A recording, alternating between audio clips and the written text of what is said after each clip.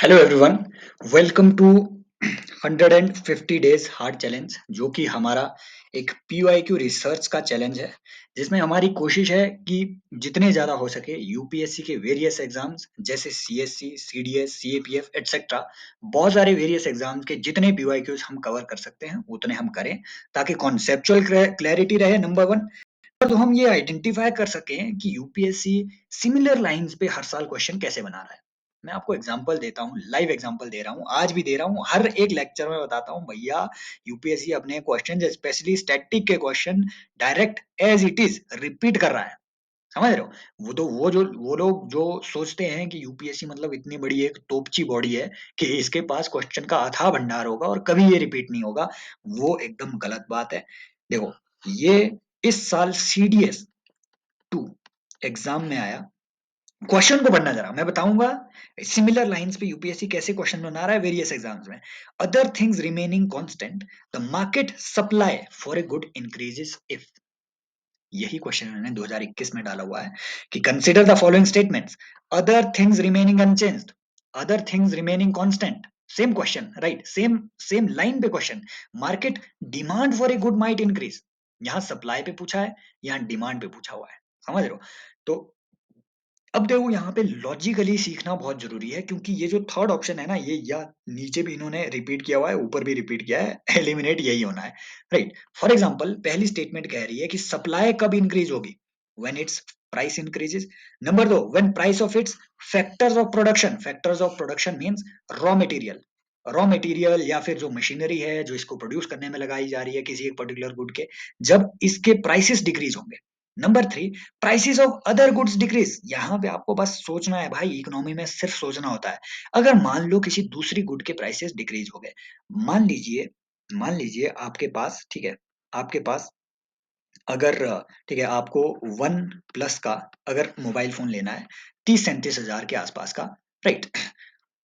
वही mobile phone, ठीक है, उसकी जगह अब आईफोन ने मान लीजिए अपने प्राइसेस डिक्रीज कर दिए, इसके सब्स्टिट्यूट के अगर प्राइस डिक्रीज हो गए, तो डेफिनेटली आप जो है आईफोन लेना पसंद करेंगे वन प्लस के मुकाबले। ये मैंने एक एग्जांपल दिया, किसी है ना किसी ब्रांड को यहाँ पे डिमीन करने का कोई मकसद नहीं है। तो डेफिनेटली बिल्कुल इतना कर जब आप सोचेंगे कि अगर सब्स्टिट्यूट के जो आपके, राइट, किसी एक पर्टिकुलर गुड के अगर सब्स्टिट्यूट के जो प्राइसेस है अगर वो डिक्रीज हो जाए, तो डेफिनेटली आपकी उस पर्टिकुलर गुड के जो प्रोडक्शन है वो भी डिक्रीज हो जाएगा, क्योंकि उसकी डिमांड डिक्रीज हो जाएगी। समझ रहे हो? वन प्लस के फोन कम आना शुरू हो जाएंगे क्योंकि उसकी डिमांड कम होगी। ठीक है, प्रोडक्शन तो डिमांड के हिसाब से ही होगी, तो इसे हटा दो। ये स्टेटमेंट आपकी बिल्कुल सही है। अगर किसी एक पर्टिकुलर गुड के प्राइसेस इंक्रीज हो गए, राइट, मार्केट में नेचुरली अगर किसी एक पर्टिकुलर गुड के प्राइसेस इंक्रीज हो गए, तो प्रोड्यूसर ज्यादा से ज्यादा उसे प्रोड्यूस करने की कोशिश करेगा, right. And prices of its factors of production अगर डिक्रीज होते हैं, तो डेफिनेटली उस गुड में अगर आपके रॉ मटेरियल की, है ना, मान लीजिए कपड़ा किसी को प्रोड्यूस करना है, रॉ मटेरियल के प्राइसेस, कपास के, ठीक है, कॉटन के प्राइसेस डिक्रीज हो गए हैं, तो वो रॉ मटेरियल अब सस्ता मिल रहा है, तो वो पर्टिकुलर फैक्ट्री अब और ज्यादा प्रोड्यूस करना शुरू करेगी, राइट, क्योंकि सस्ते में इसे रॉ मटेरियल मिल रहा है उस पर्टिकुलर टाइम पीरियड पे।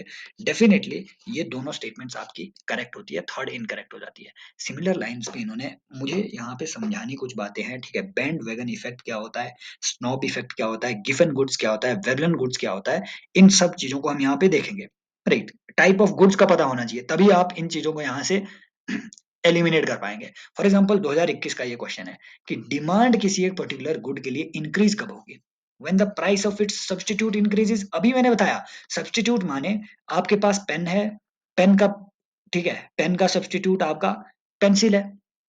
समझ रहे हो? अगर सब्स्टिट्यूट के प्राइसेस इंक्रीज हो गए, पेंसिल के प्राइसेस इंक्रीज हो गए, तो लोग पेन ज्यादा खरीदना शुरू करेंगे, क्योंकि है ना, पेंसिल तो महंगी हो गई है।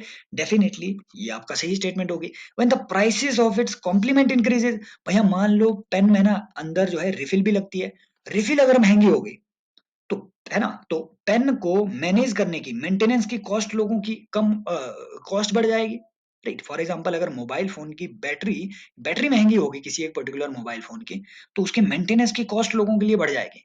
तो डेफिनेटली अगर कॉम्प्लीमेंट के प्राइसेस इंक्रीज होते हैं, तो आपका जो मेन गुड है उसकी डिमांड घटती है। कॉम्प्लीमेंट की तो घटेगी घटेगी, मेन गुड की भी घटेगी।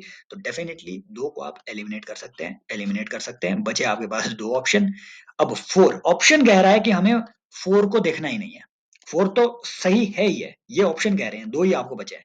तीसरा देखो, when good is an inferior good and income of the consumer increases, this statement is wrong. क्योंकि इंफीरियर गुड का मतलब होता है, ठीक है, जो लो क्वालिटी के गुड है, right.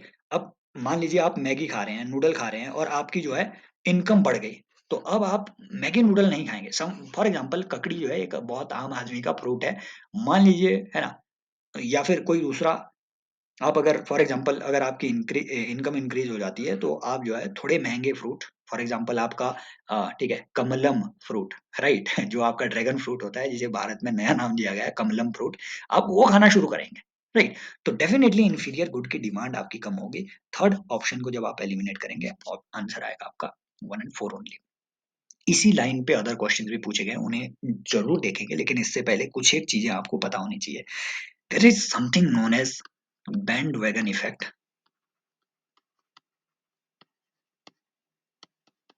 there is something known as snob effect। इन दोनों का पता होना चाहिए। नाउ नॉर्मल आपकी इकोनॉमिक्स कहती है कि जैसे जैसे गुड के प्राइसेस राइज होंगे, उसकी डिमांड फॉल होनी चाहिए, क्योंकि गुड महंगी हो रही है। बट यहां पे उल्टा होता है। बैंड वैगन इफेक्ट में, बैंड वैगन का मतलब होता है कि अगर कोई चीज ट्रेंड में है, जैसे जैसे कोई चीज ट्रेंड में, ठीक है, ट्रेंड में आएगी, फॉर एग्जांपल आईफोन आजकल ट्रेंड में है, तो ट्रेंड में अगर कोई गुड है, तो उसके प्राइसेस राइज होते रहेंगे, साथ साथ में राइज होते रहेंगे, और उस ट्रेंडिंग गुड के जितने प्राइसेस राइज होंगे, उतनी उसकी डिमांड भी बढ़ेगी। तो ये जो नॉर्मल डिमांड सप्लाई का क्राइटेरिया है, इस फॉर्मूले को ये डिफाई करता है band wagon effect.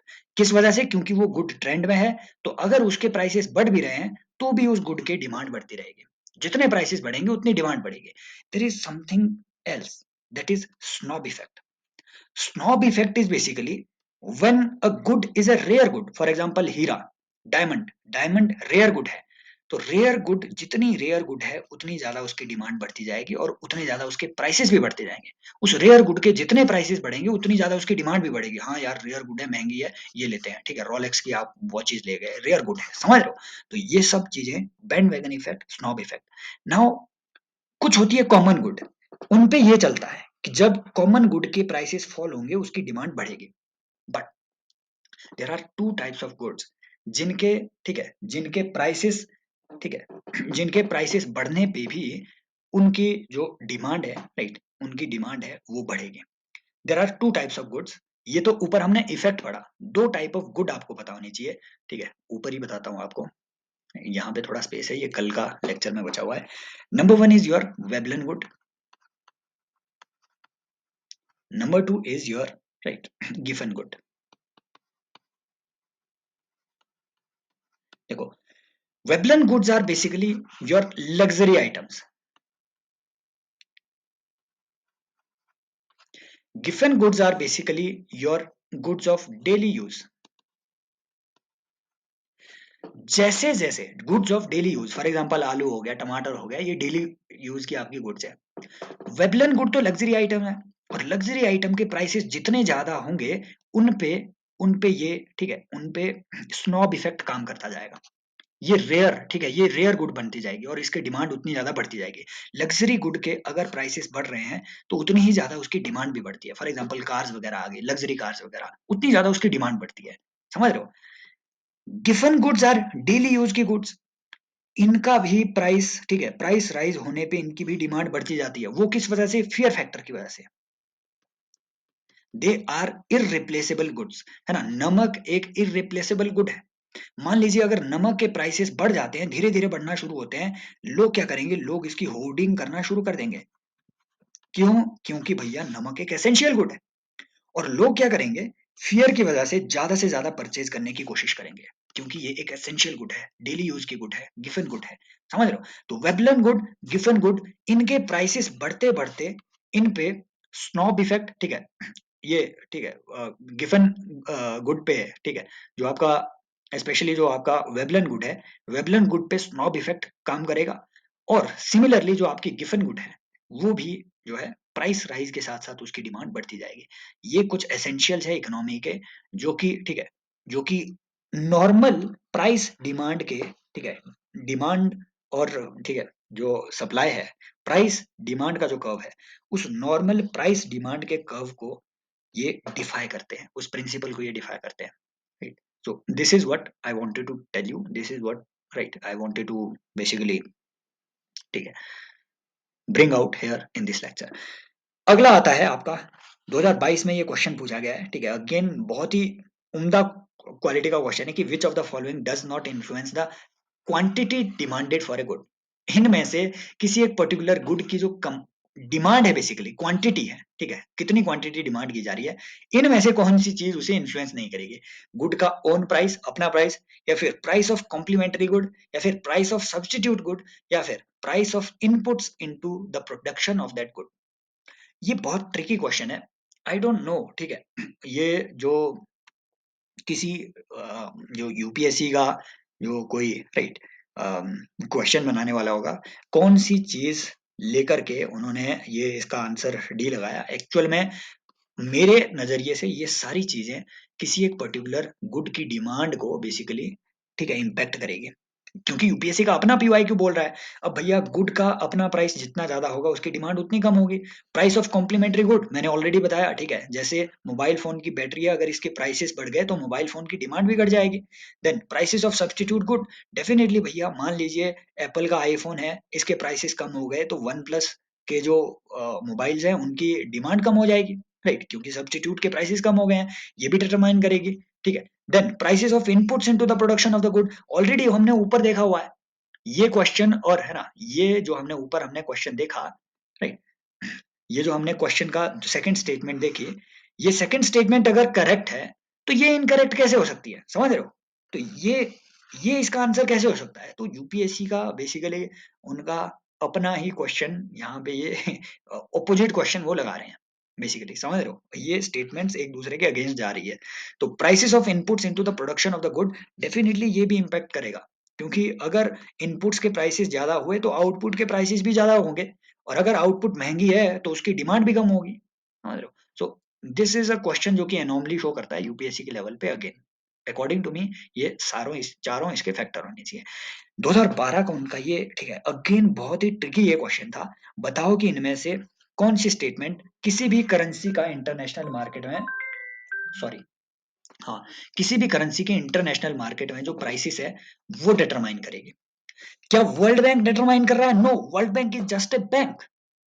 How can it determine? अगर यहाँ पे आईएमएफ होता तो भी आप हो सकता है कि सोच सकते थे कि हाँ मॉनेटरी सिस्टम से रिलेटेड है कुछ, हालांकि वो भी डिसाइड नहीं कर रहा है, राइट। प्राइस डिसाइड करने का देयर आर, ठीक है, various mechanisms, for example there is a floating price mechanism and there is a determined price also, ठीक है, जो कई ऐसी कंट्रीज है जो कि खुद स्टेट डिटरमाइन करता है कि हमारी करेंसी की वैल्यू क्या होगी। लेकिन नॉर्मली आजकल फ्लोटिंग रेट का रिजीम है कि most of the country they have liberalised their international currency, right, international I mean interaction, economic interaction with the international market, तो वो फ्लोटिंग एक्सचेंज रेट को वो अडॉप्ट करते हैं कि जैसा जैसा मार्केट डिसाइड करेगा वैसी वैसी हमारी करेंसी की वैल्यू होगी। तो वर्ल्ड बैंक का तो यहाँ रोल ही नहीं है, इसे तो हटा ही दो।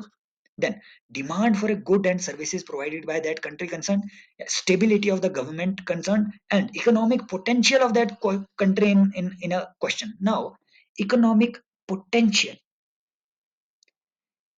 This is talking about potential GDP basically.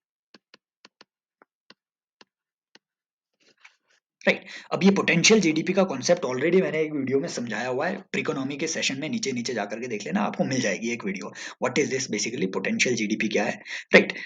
अभी के लिए ये समझो भैया, पोटेंशियल जीडीपी एक तरीके से आप कंसीडर कर सकते हैं कि yes this is something that is hypothetical in nature, right, कि भैया इस जीडीपी का क्या पोटेंशियल है। पोटेंशियल जीडीपी इज बेसिकली कि आपकी जितनी भी लेबर है वो, ठीक है, वो अपनी फुल कैपेसिटी में अगर एम्प्लॉयमेंट पा लेती है, राइट, फुल कैपेसिटी में अगर एम्प्लॉयमेंट पा लेती है तो जीडीपी कितनी होनी चाहिए, that is your potential GDP.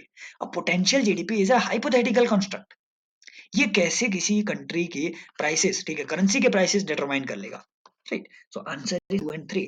Government की स्टेबिलिटी भी डिटरमाइन करती है कि करेंसी की फॉरेन वैल्यूएशन क्या होगी। इनस्टेबल गवर्नमेंट्स की, ठीक है, जहां जहां गवर्नमेंट की इंस्टेबिलिटी होगी उनके फॉरेक्स की वैल्यू धीरे धीरे घटेगी। व्हाई?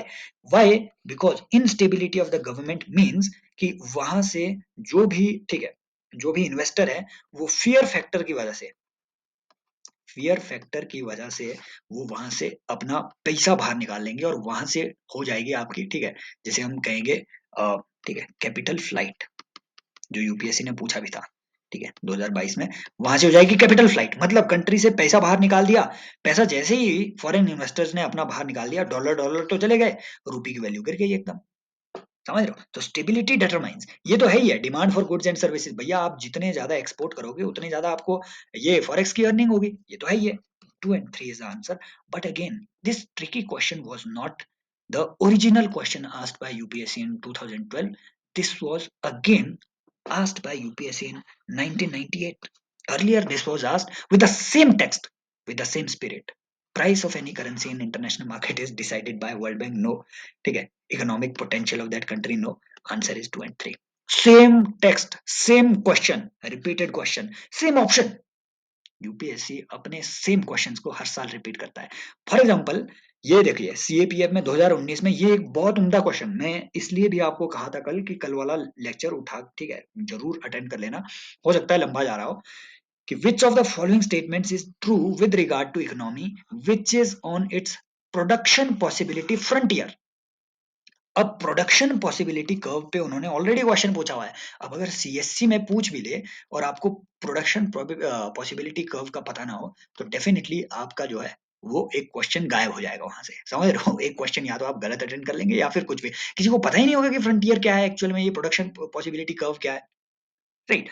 सो इस क्वेश्चन को देखो, प्रोडक्शन पॉसिबिलिटी फ्रंटियर एक्चुअल में क्या है, this is basically, this is the production possibility curve, ठीक है, ये एक कर्व होता है, ये डिटरमाइन करता है कि अगर कोई गुड्स हैं वो यहाँ फ्रंटियर पे बैठी हुई है, समझ रहे हो, फ्रंटियर पे बैठी हुई है, इट मींस इस समझ रहे हो, कोई गुड अगर फ्रंटियर पे बैठी है और इसके अंदर है, इट मींस उसको प्रोड्यूस करने के जो रिसोर्सेज है वो लिमिटेड है इकोनॉमी में। इसके बाहर अगर कोई गुड है तो यहाँ पे अनलिमिटेड पॉसिबिलिटी है प्रोडक्शन की। इस कर्व के बाहर अगर कोई गुड है तो यहाँ प्रोडक्शन की अनलिमिटेड पॉसिबिलिटी है। Why? Because raw material, the resources are unlimited outside of this frontier. But कुछ ऐसी गुड्स होती है, फॉर एग्जांपल अगर आपको इलेक्ट्रॉनिक गुड्स प्रोड्यूस करनी है तो इंडिया में रॉ मटेरियल इज लिमिटेड, हमें जो है रॉ मटेरियल इवन इंपोर्ट करना पड़ रहा है, समझ रहे हो, चाइना से इंपोर्ट करना पड़ रहा है इसका जो इलेक्ट्रॉनिक्स इंपोर्ट्स हैं, राइट? अगर हमें कोई बेसिकली सेमीकंडक्टर्स बनाने हैं तो हम मोस्टली सारे अपने सेमीकंडक्टर्स इंपोर्ट कर रहे हैं, तो रॉ मटेरियल हमारे पास कम है।